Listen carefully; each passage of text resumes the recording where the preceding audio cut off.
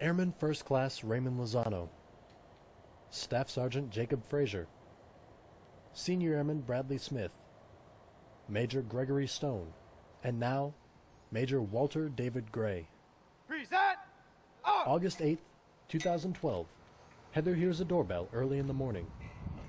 So even once I opened the door, I still didn't quite put it together, and the colonel was standing there, and he just looked at me, and I was like, "Why are you here?" I didn't quite get it. And then I saw the chaplain, and he was standing there holding his white piece of paper, and his hands were shaking, and that's when I realized that someone had died, and I just said, "Oh no, who is it?" And they just, you could tell that like all the blood drained from their faces, and he said, "Heather, it was David."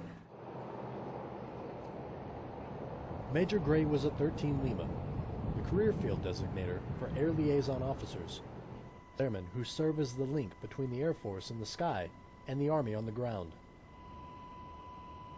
But I remember when we were stationed in Germany, and he came home very, very excited, and he said, "They've opened up the 13 Lima career field." And I was like, "I don't know what that means." I'm like, "What does that mean?" And he said, "TACP. I can be a TACP again." But it meant that her husband, who served within the ranks of the Tactical Air Control Party as an enlisted airman, would be leaving once again. And I will never forget that conversation. I had like a 6-month-old baby, and my youngest was about 6 months old.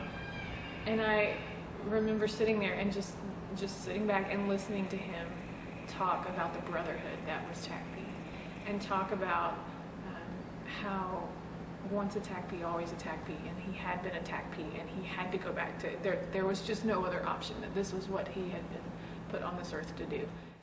We're honored to have Major Gray's family in attendance today as well. His wife, Heather Gray. Now, 10 months after her husband was killed in action while serving in Afghanistan, Heather Gray found herself back at the schoolhouse where it all began for the unveiling of her late husband's name on the TACP Fallen Heroes Memorial. I think the memorial looks great. I wish there was no need for a memorial, but I think they do a really fantastic job of honoring the fallen and remembering not just David, but all of them, and you know, making the families feel like they're still a part of the community.